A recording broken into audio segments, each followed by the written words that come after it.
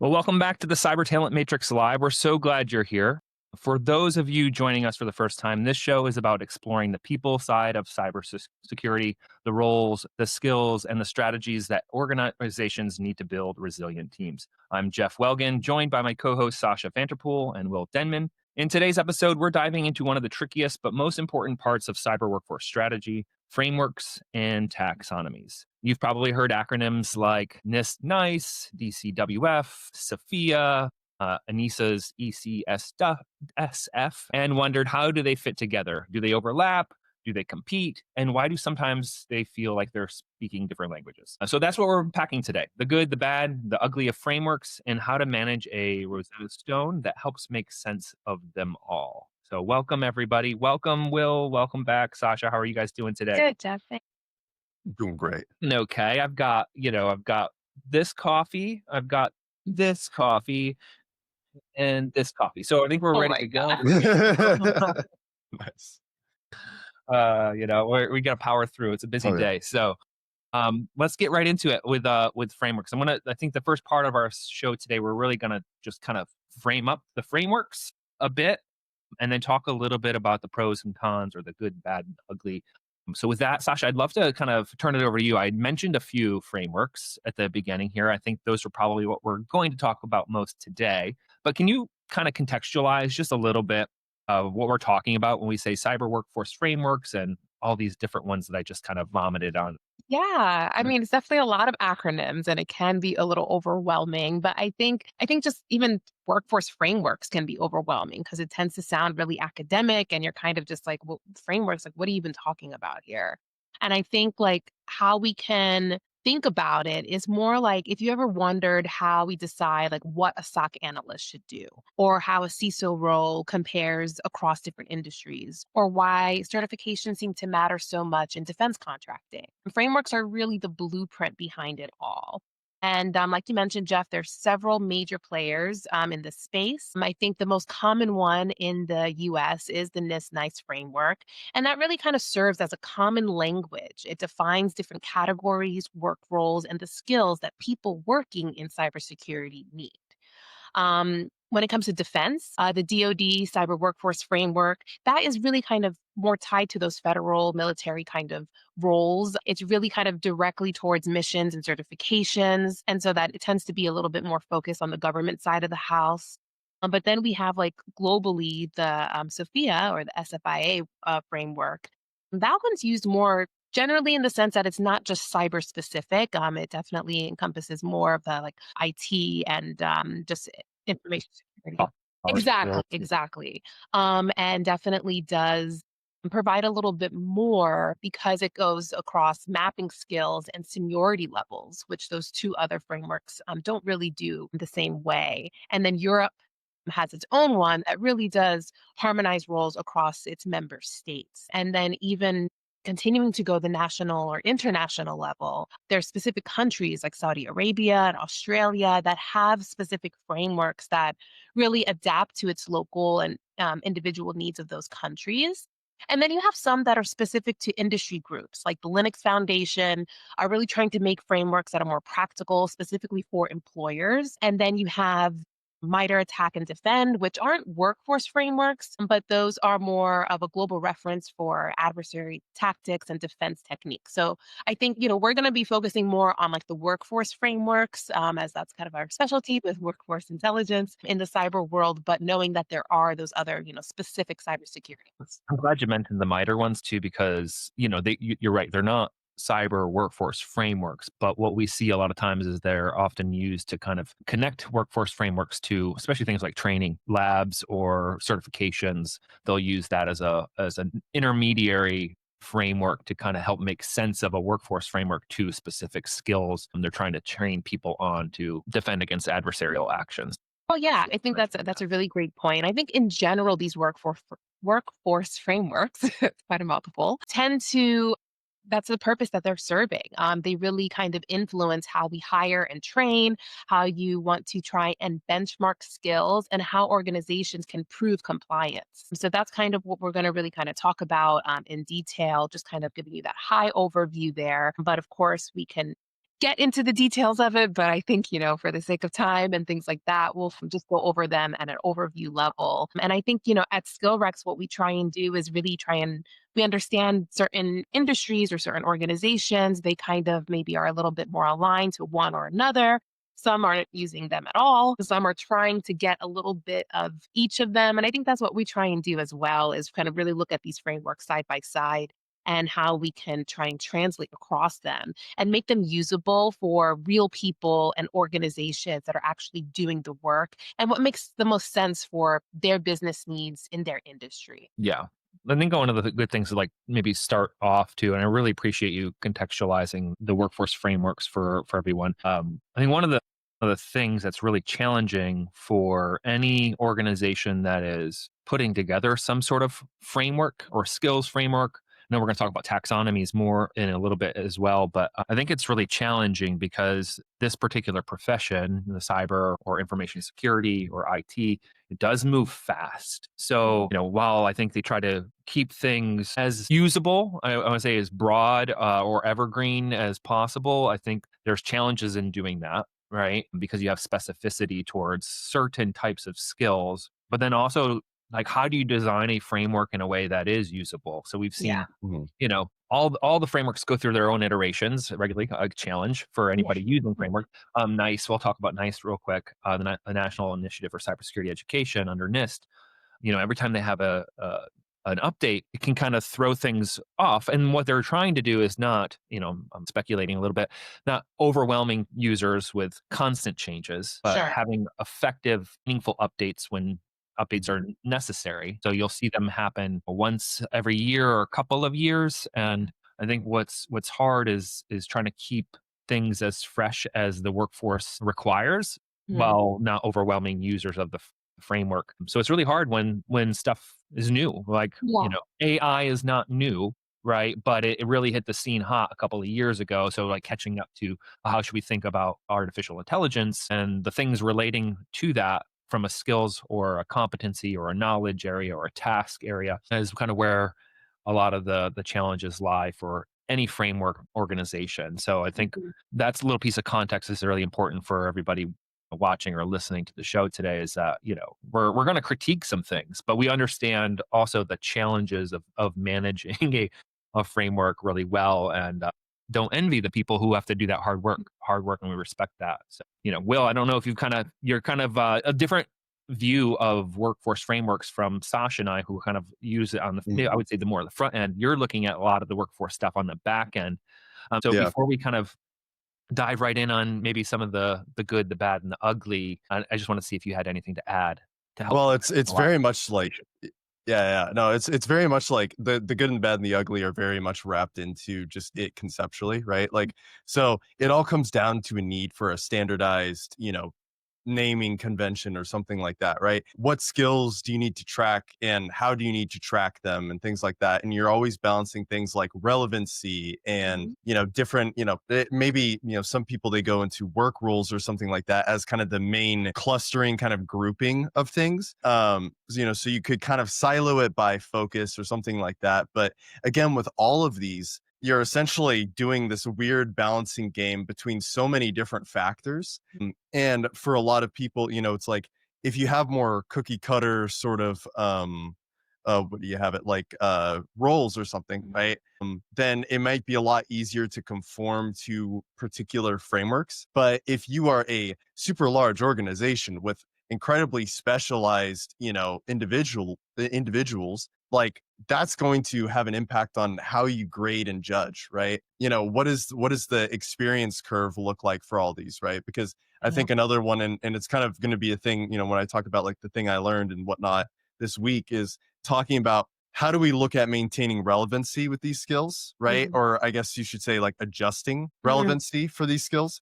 And then on top of that, how does experience in things play into it, right? And the different types of experience. So stuff like that that's really what we look at on the back end, because if we're trying to put these down into numbers and things, right? These can be fairly subjective categories, but at the same time, you could go on a standard like 0 to 100 grading scale, but you're going to see that it's more difficult to go from, maybe a intermediate kind of, knowledge sort of person to an expert, right? That's going to be way harder than going from a novice to an intermediate. And that's something you have to track, right? And then how do you And categorize it? with the exception of maybe SFIA, that like, has a proficiency level piece to it. Yeah. Yeah.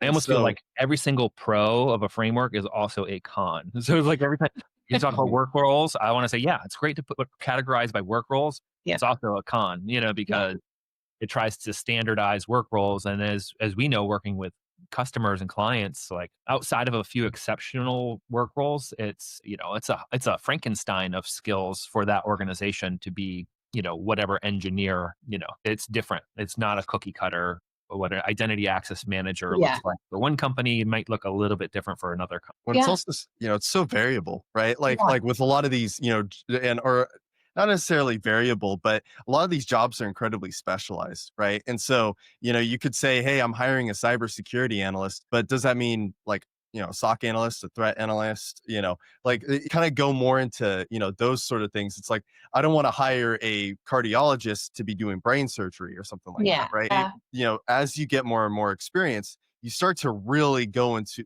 really hard into one particular thing, unless you're, going on the more managerial sort of generalist route. And so I don't know. It gets It's hard. all entwined. Yeah. Yeah, I think trying to find that balance, and I think it's you want to be general enough that it applies to various organizations across different industries and sectors, but then you want to be specific enough because there are differences when it comes to a cybersecurity engineer working in one functional area versus another, or that specific company and what industry that they are. And I think that's what makes cybersecurity so challenging, is that because it does go across so many industry sectors, that it's not just kind of one particular area. But yeah, finding that right balance is hard. And I think that's why we try and look at all of these different frameworks. And you kind of want to cherry pick, but obviously you can't. And I think to your point earlier, Jeff, like I think for organizations, once you start trying to implement a particular framework and try and be aligned to that on how you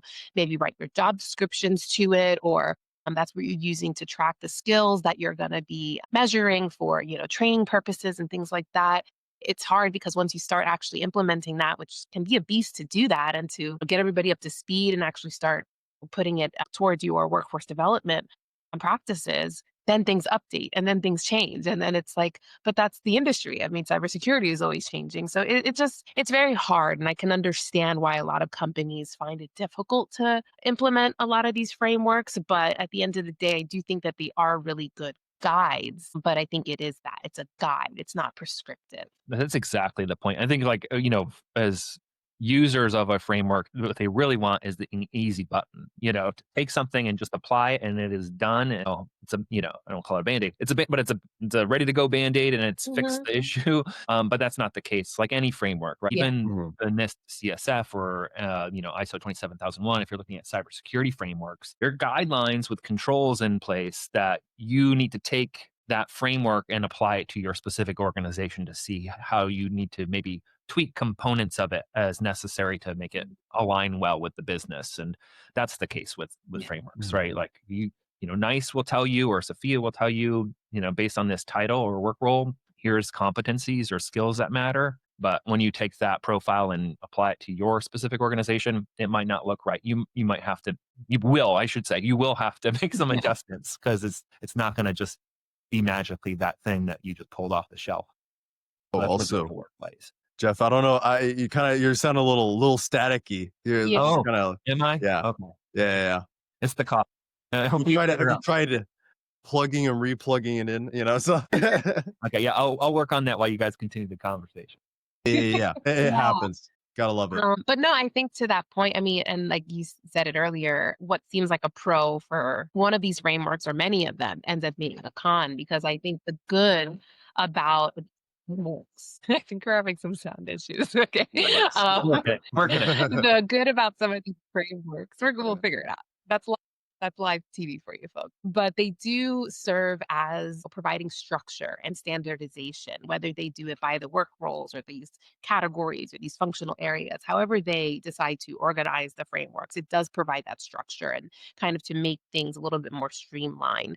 And I think with that, it can really help, especially when you are trying to communicate from cybersecurity leadership and having these conversations with human resources or learning and development with these different departments or teams that aren't cyber specific. And so when you're trying to tell them that we need these specific, very technical cyber skills, they're like, I don't know what that means. But so having this framework can kind of serve as that just common lexicon or just like a way to kind of speak to each other when you're not speaking the same language, which I do think can be helpful and again serve as a guide for, okay, now that we are kind of speaking the same language, again, when you are talking to like HR learning and development, you can use it. Okay, this framework says that these are the specific skills or competencies that this particular work role that I've aligned to this work role on my team are needed. And then you can use that for benchmarking and compliance and mapping training and certifications. Again, it kind of just serves as a way to kind of like if your, SOC analyst is like, oh, I want this, Sec Plus certification. And it just kind of gives you a little bit of like evidence to go to HR, learning and development, and see like, hey, well, actually, the NICE framework says that this is an appropriate certification for this particular job role. Let's move forward with getting this person the certificate. Like that's just a kind of a very basic example, but it can kind of be that of like a little bit of evidence, kind of holding a little bit of weight to like, okay, like let's align these things and let's find some way to have that. Well, it's So, in it. Oh, sorry. Go ahead. well, one, do I sound any better? Oh, you Yes. sound great now. Yeah, yeah, Okay. yeah. Just like welcome to our team meeting because usually it's Sasha with the technical book. So we mentioned a couple of the good things, right? So it Yeah. is a way to structure. It is a useful frameworking tool to kind of apply to an enterprise and its work Mhm. set. There are, I'll kind of recap on both ties here a little bit. Each framework has skills or competencies or tasks, depending on the framework, of how those skills, tasks, competencies, knowledge areas, et cetera, align back to a work role. So those are all like really great, useful things. To your point, last Mhm. point, Sasha, you can use that to kind of help justify initiatives at an organization, whether it's a training initiative or spend on certifications, whether that's for compliance or just it's relevant to the work role. Those are good uses for those tools. While we're on the good topic, why don't we kind of highlight a little bit of some of the things that we really like about specific frameworks? I'll start with NICE. I like that NICE has a very robust, at least they've cut it down over the years, but they do have a lot of knowledge and skill areas and tasks. So if you're looking for granularity, you can have a lot of granularity with the NICE framework. And they've created some builder tools too, so you can kind of create your own work role with certain Or tasks, job description. skills, Yeah. and job descriptions. Exactly. Yeah. That's one thing I really like about Mhm. NICE. I'll turn it over to you, Sasha, to cherry pick something Yeah, about I any of think them.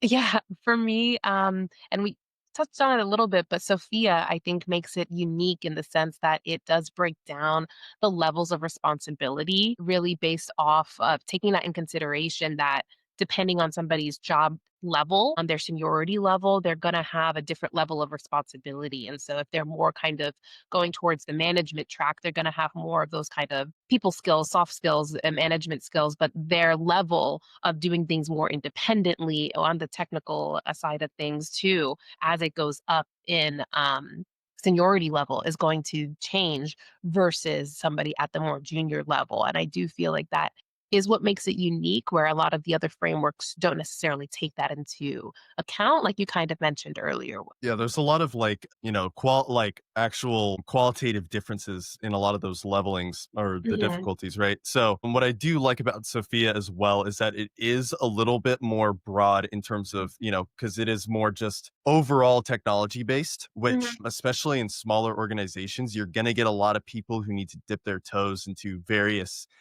areas. Maybe they're not as specialized. Just again, like, if you have a cyber workforce of about 10 people, then all of a sudden you guys are going to have to kind of cover each other or at least help each other out in some kind of way. And so there's going to be that, peripheral knowledge that you'll need. And I think that makes, like Sophia kind of helps with that. One of the Yeah. things that I think, when we were talking about the benefits of just frameworks in general is that they could also serve as kind of a pop-up tent in a Mhm. way of qualifying workforce, right? I always say that, I always think that you should just kind of go and see, as we were saying, cherry pick the stuff you like the best, but they do provide a good basis when it comes to like NICE and things like that, I do find, that, and even as we get into some of the more like work role centric ones, they're pretty good as for that kind of, setting up if you have very standardized language and stuff like that, right? Just try and, match them one for one if you want to, and then just fill in with base, nuance afterwards, right? But so that's kind of something that I find very interesting with SFIA, is that it can really help if there are people who are going into a lot of different things.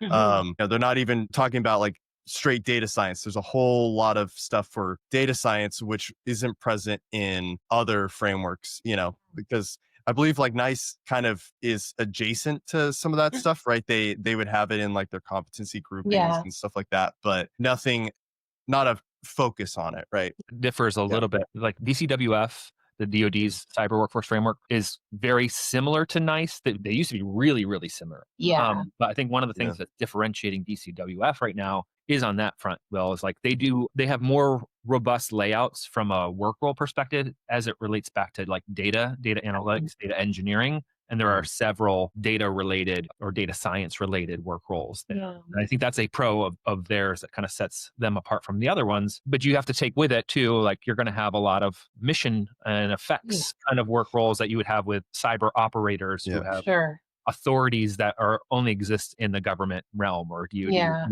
realm. That's kind of the balance again we're talking about, like what which ones do you want to use for what purposes? And they also sorry. No. Go ahead.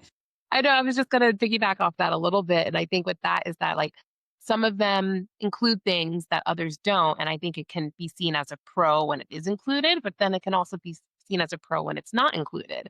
Like I feel like NICE is a little bit more aligned with the certifications for the work role, where I feel like DCW has a little bit, but like SFIA, for example, is not certification focused. And I think that varies by company. You have a lot of companies that really value certifications, and that's how they offer training and development to their employees. And then you have others that don't really care about certification. So I think it depends on what your interest and your priorities are, that you can see it being included or it not being included as a pro either way. Yeah, and there's this big kind of, it seems like a lot of them are kind of siloed into two different tribes in a way, where you have one being very skills focused while another one being very work roles focused.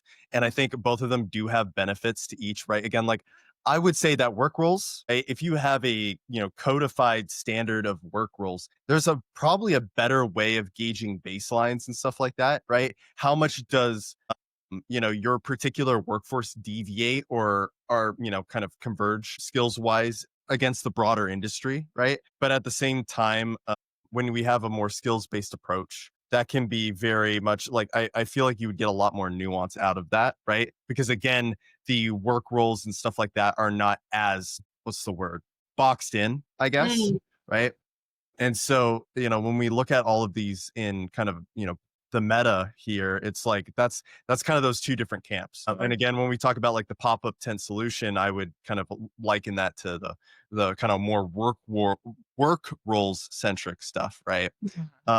So yeah, but I think we didn't intend. It's not in the show notes to talk about the balance of these, but I'm glad you brought it up, Will, and we've been talking about it because I think one of the big balances is simplicity, right? Like for users of the framework, you want something simple to apply to your workforce, but you're going to have more nuance and I would say accuracy with something that's more complex.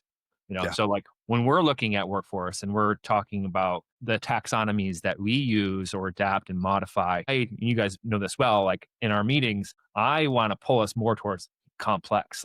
Let's get as granular as we can.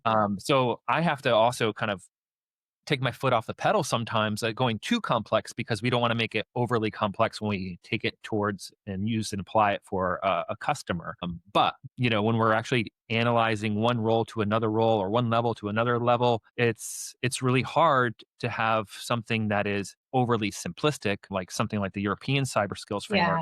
They are very simplistic, which is like, it's these, handful of competencies or skills that are the most meaningful for work roles. And, when you're only looking at 6 to 12 skills for a work role, there's a lot of stuff missing from that skill profile for that role if you don't have the complexity or granularity. So, it is really tricky. We were jumping in at the same time, so I'll let you take it. No, you brought up that point I was going to make, actually. I was going to mention like the European one, the EU one only focuses on those 12 work roles. And so basically just what you said, that it has its pros and its cons, because I think, like you said, it could be missing things, but then sometimes it's nice because it's just 12 work roles. They have it really kind of cleaned up really nice when it comes to education and like the skills and things like that are related specifically to those work roles. And that kind of gives you a shortened list to focus on.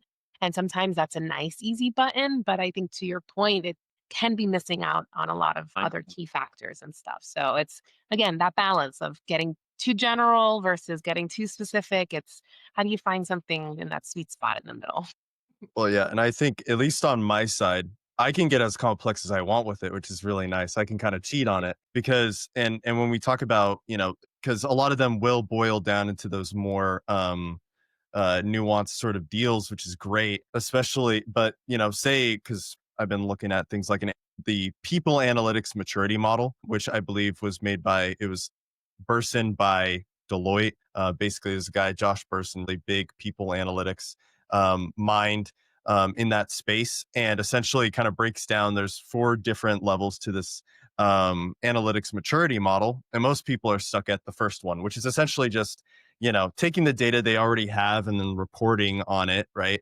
Or trying to extrapolate skills and things like that, right? Finding trends from the past. And I think that's where, those less complex ones would be most useful, right? So, again, those work roles that are already set out or something like that. But at least for us, because this is like, the meat and potatoes of what we do, we have the freedom to, kind of examine it on a nuanced, or a very complex way. And not only that, but I think it's just important to have, even if it is complex and nuanced, for it to eventually be boiled down very simple just across the board. Because how are you going to convince, board members or the people that you need to, secure finances and budgets from? How are you going to convince them on particular things? You're not going to give them a 100-line long histogram or something, right? And expect them to kind of be like, oh, okay. like it's those kind of things of, it always should boil down to simplicity, especially when you're talking about those, talking to those key stakeholders and stuff, which is, yeah. So but that's why I can kind of get away with a lot of it. So even like the stuff about things I learned and, kind of boils down into, well, we can have certification centric, frameworks and stuff and have them aligned with certifications, but certifications in a way decay in their relevancy and their importance over time, right? That's why they always have to keep refreshing them. It's stuff like that. So when you're gauging performance and things like that, that's another thing you have to keep in mind, is the timeliness element of these, right? And sometimes with the frameworks that keep refreshing, there is a lot of catch up you have to play in that regard. So again, a lot of these factors, and I know I'm getting really into the weeds here, but again, I'm allowed to do that. But those are a lot of things that, people have to weigh when they're going into this, like that's what I would say, at least. So we talked about the good, and on the context of balance, we've simultaneously talked about some, cons. We didn't really talk about the uglies. So I just want to kind of give the floor. Are there, not to call anything out specifically, just the frameworks at large, what is your 1 or 2, this is ugly? I think, just kind of to Will's point that he was kind of making, that sometimes it doesn't actually, these frameworks don't actually become a workforce, doesn't measure like workforce maturity. And they tend to kind of be compliance check blocks. And like, okay, do we have this? Do we have this? Do we have that? And so I think that can cause just a lot of confusion, or just not really serving the true purpose or making it as useful or as impactful as it could be, because some of those key elements are missing. So that's just one thing. Yeah, I'd say that. And I'd say sometimes it's just the amount of frameworks that are out there, right? Yeah. Because of the amount of frameworks that are out there, it muddies the water, and it gets really difficult to establish a baseline language for a lot of stuff, right? So there was this, and I'm forgetting the acronym. I think it's like MDMS or something. But basically, and I talked to you guys about this separately at one time, but it was essentially the kind of world of medicine. They made a huge dictionary breaking down even just the smallest phrases and things like that, so that whenever you slot in a particular framework or a particular compliance language or something like that, you could essentially break up that language and find, similarities if you're trying to gauge particular things, or, compare training or something like that. And I mean, I'm glad they're thorough, because it's very, that's all the good medical stuff. Like, we need we need all of them to speak the same language, but why can't we do that here? And it really muddies the water. More and more frameworks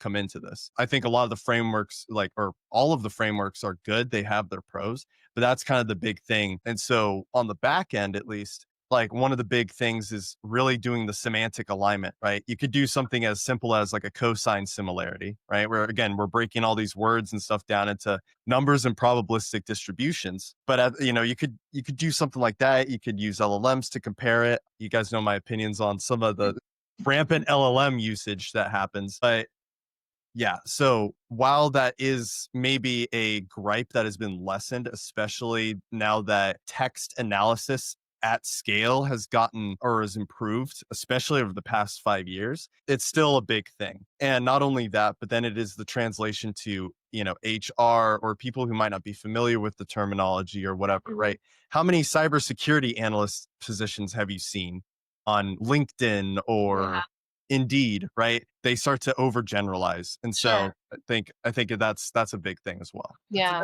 Segue into the next section. I'll add my ugly, and then, 'cause it fits in with that. But you already started to talk about, managing a Rosetta Stone, so that's kind of our next block here. But I would say the ugly part for frameworks, from my perspective, is they do need to be updated. So once you start getting your hands around one, and it's going to go through another update, and you're going to have to figure out what changed, what's different, and how do I reapply that back to the workforce you're managing. And I think that's particularly not helpful. And I'll comment on your point, Will, about that there are so many.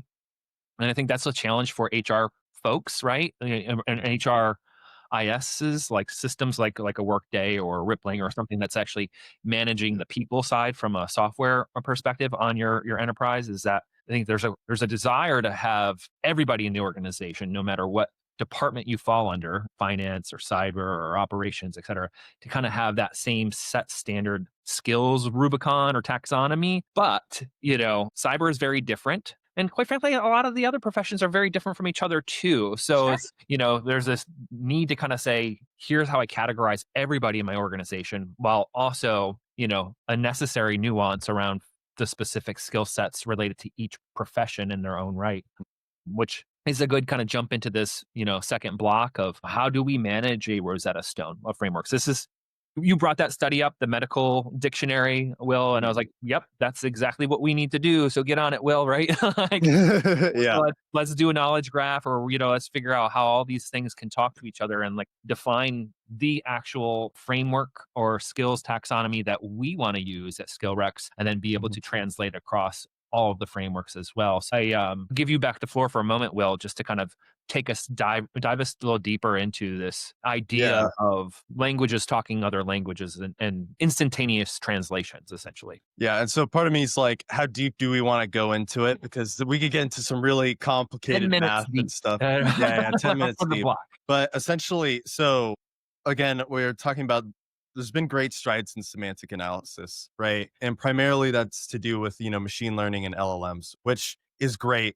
I would say, if you're going to use it, use a local LLM. Don't do API calls to something else, because it could get really weird really fast. But I would say that when we're establishing a taxonomy or a Rosetta Stone, I would say that's one of the big things first, is trying to find the similarities in languages, right? Whether it is the, particular domain, right? If there is stuff in incident response, then automatically is try and line those up. But I would say there usually should be some kind of standardized at scale solution that is more in line with, like making a code stack or something, to at least kind of break through at least the beginning stages. Because again, a lot of people try to take a very I would say, human-based approach to it, which is really necessary, but at the same time, it could get really difficult really fast just managing all that. And so I'd say like, yeah, and then at that point you start to just go in whatever technique or direction you want to go into, right? Cosine similarity, Kullback-Leibler divergence, which is I'm a big fan of that. It probably doesn't mean anything to anybody here, but or even, establishing some kind of RAG system, which is retrieval augmented generation, where essentially we are taking vast swaths of these frameworks and ingesting them, and then having an LLM, after that essentially process those, right? It's, by itself. All of this, of course, hopefully being siloed in your own local environment. But that's very like the technical stuff that I'm sort of thinking about. But I guess where would you want me to point to in terms of like, is there anything in terms of like approach? Because again, that's just off the top where I'd be like, this is how I'd start, creating a similarity. But then, I guess, No, is there anything I think else that's outside a of that? good set the stage, right? Like you've given Yeah. everybody the opportunity to see how deep the pool is. So they're looking at Yeah. the pool and it's like, oh, poop. It's really I mean, like if um, any of this is like, tough, but you want to know about it, like just chat GPT it or something, right? Like just, yeah. that's the internet's, out there and it's very helpful. I think Yeah. take a look at the shallow end though, and I'll go to, Sasha and I can kind of add some context to it. Like, Sasha, we've been doing some work on, looking across all the frameworks and the skill taxonomies or competency taxonomies to kind of say what's the best approach for this.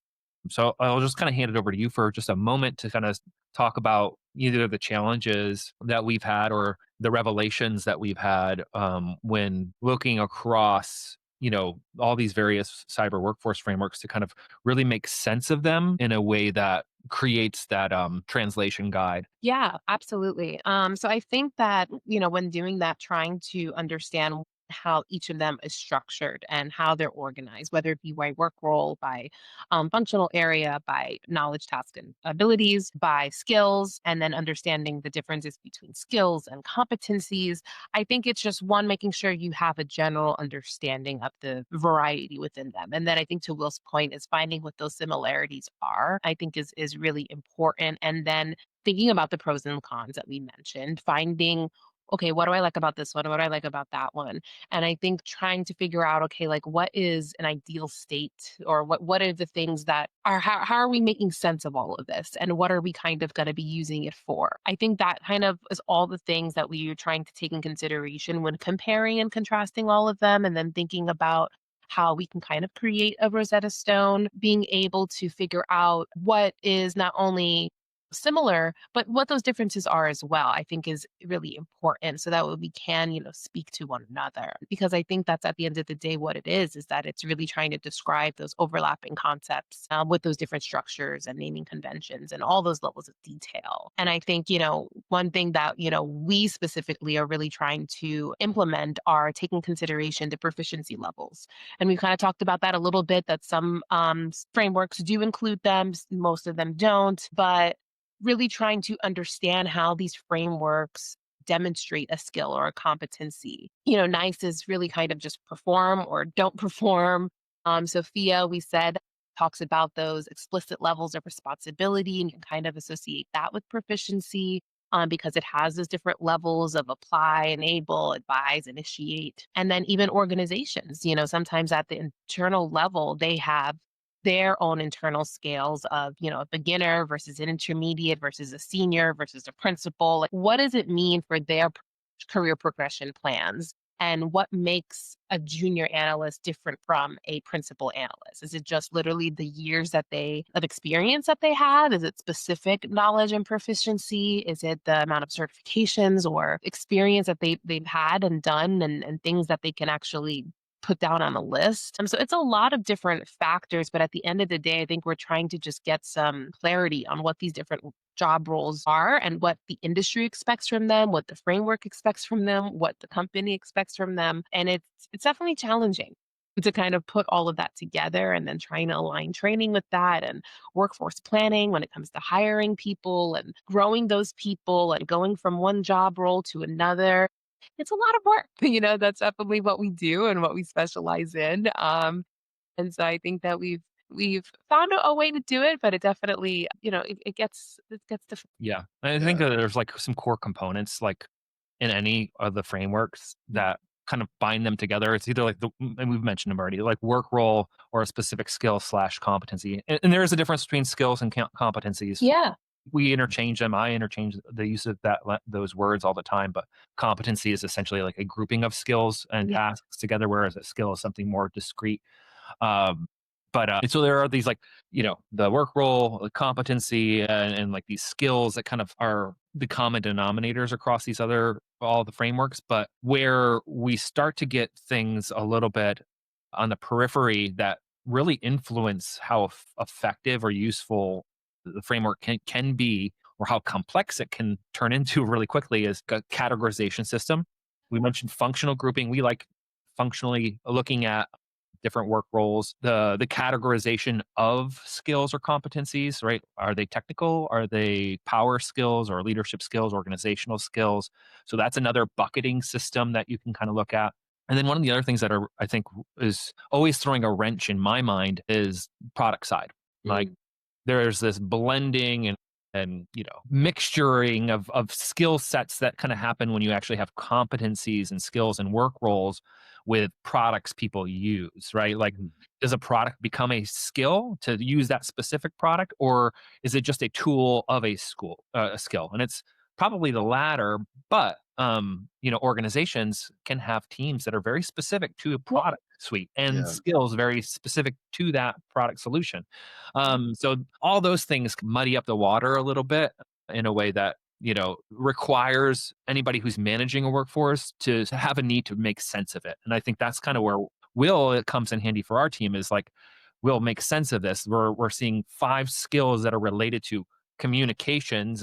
Can we just call it communication, or do we need to break it into like 5 different types of verbal or written and Communication versus written communication versus right? Yeah. presentation, right? It's Yeah. like, yeah. And I think a lot of it, because, it's very much, okay, if you wanted to make your own, really just, I would say, pick one of the frameworks that you agree with the language most in, and then adopt whatever approach other ones have that fits best towards, like, because again, the taxonomy and stuff starts to kind of get removed after a while. If you start to, again, you have to decide on one language to speak, and then essentially see, okay, now do we want to silo these in work roles? Do we want to silo these in particular domains, and stuff like that? And it really, I feel like eventually it starts to become that meta conversation of, we're just going to quickly adopt, whatever, right? Because again, in the context of our Rosetta Stone discussion here, we're talking mostly about, what would work for a particular business, not for all businesses in establishing, this new world order baseline, right? Or something like that. And I think that's a big thing, is, find which one you agree with the most in terms of terminology and stuff like that. Like, if you want to use even an old, framework or something like that, it's totally fine. And then just adapt it in whatever way. Because even now, like, there's, as we've already talked about, there's always going to be pros, there's always going to be cons. And I think that's a big thing, because we're even seeing, like, we're been in a big conversation about how do we track emerging stuff, right? So again, AI has been here. It's going to continue to be here, and everybody is investing heavily into it to keep up. And what is that going to do, right? Is that going to be, are we going to have AI authoring, people being hired, right? Is it going to be people like specifically working on agentic AI, right? It's those kind of deals. And, how do you break that down, right? And so I think it's all about just adopting a taxonomy and then maybe cross-referencing it with other ones in terms of approach. And you kind of make your own little gestalt sort of deal, right? All of it kind of coming together in a hive mind.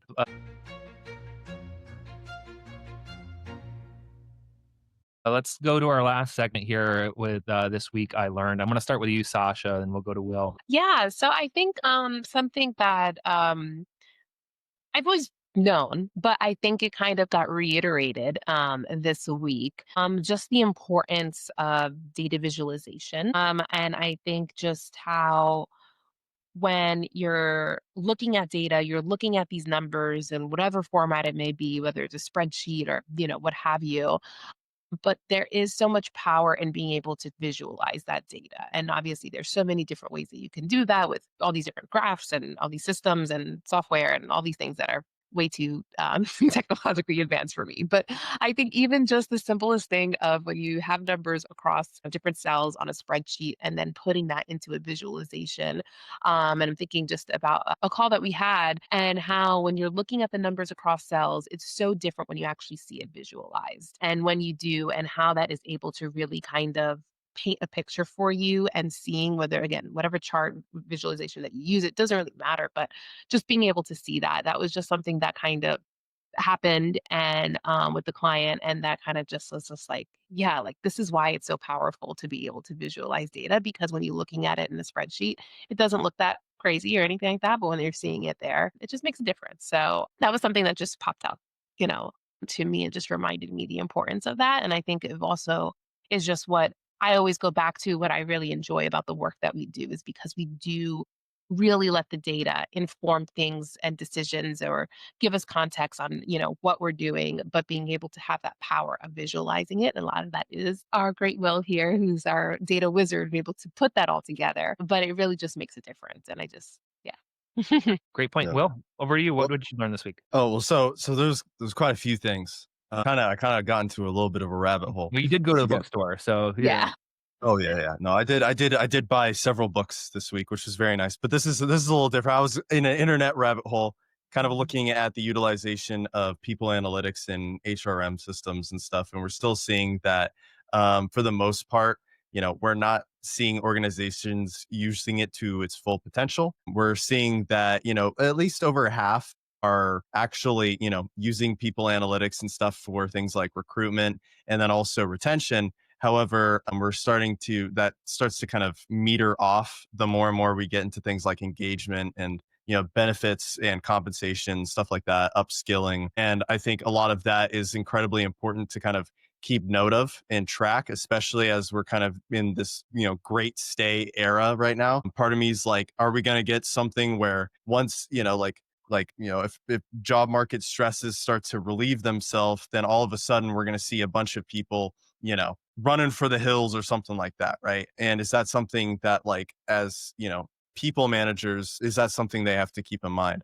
But it started to lead me into some stuff, especially in the cybersecurity kind of, cybersecurity workforce sort of joint stuff. And there was this one study that came out last year that I found incredibly interesting, because essentially they were asking people and conducting studies to essentially be like, hey, what are the best ways to visualize, knowledge profiling, right? Which is kind of something we're doing here, right? And something that Sasha just, touched on here, where it's like they were finding things like histograms are really good for senior managers, right? Usually histograms of skills in particular are good for senior managers, while say a spider chart, which I don't know if you guys know, like kind of, how those look. They're really cool. I like them.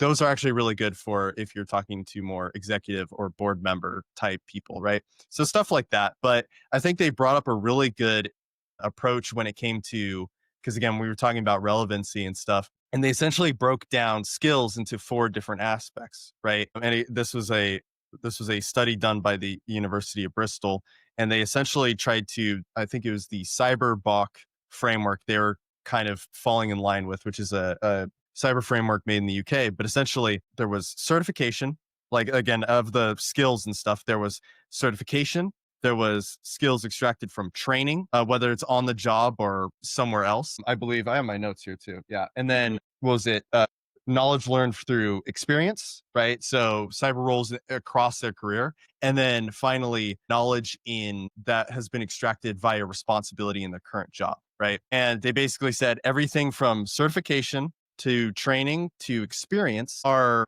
ones that are subject to decay over time, right? When we talk about how that kind of factors into skills that, or like grading skills, I guess, is that, okay, certifications are really good once you have them, but then it's going to slowly decay over time in terms of how, how good of a judge it really is, because, accounting for the, technological changes and increases or whatever, right?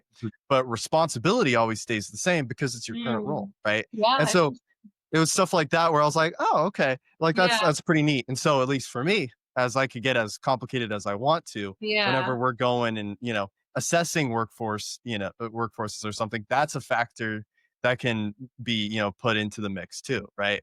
And so stuff like that, I'm like, oh, Yeah. but yeah.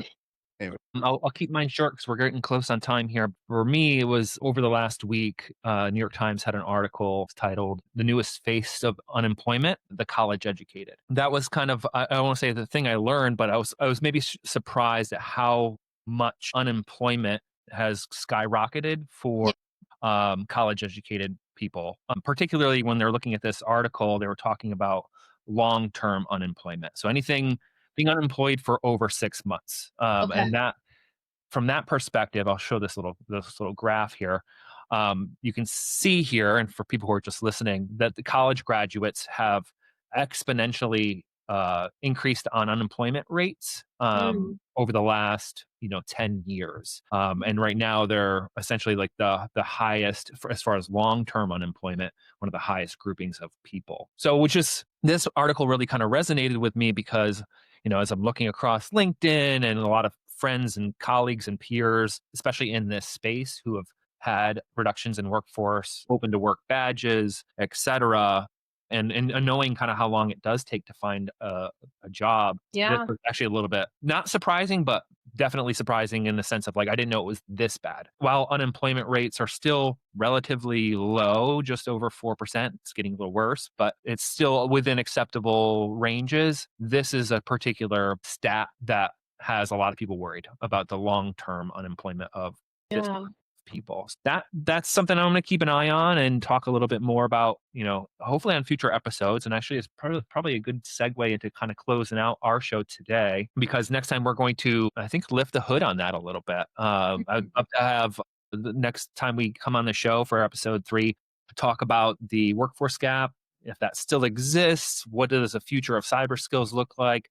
And to do that, I believe we're going to have Will Markow, CEO of 41 Insights, on our show. So you won't want to miss that if you're regularly listening to us. So with that, I'll just kind of close out by thanking everyone today for taking the time to join us on our show. Thanking you, Sasha, Will, for joining, and to just kind of call to action to follow us on LinkedIn and follow SkillRex on LinkedIn as well if you have the time. Also subscribe to our YouTube channel where we're posting this. And until next time, I hope you all have a great week, and we'll talk to you soon. Bye.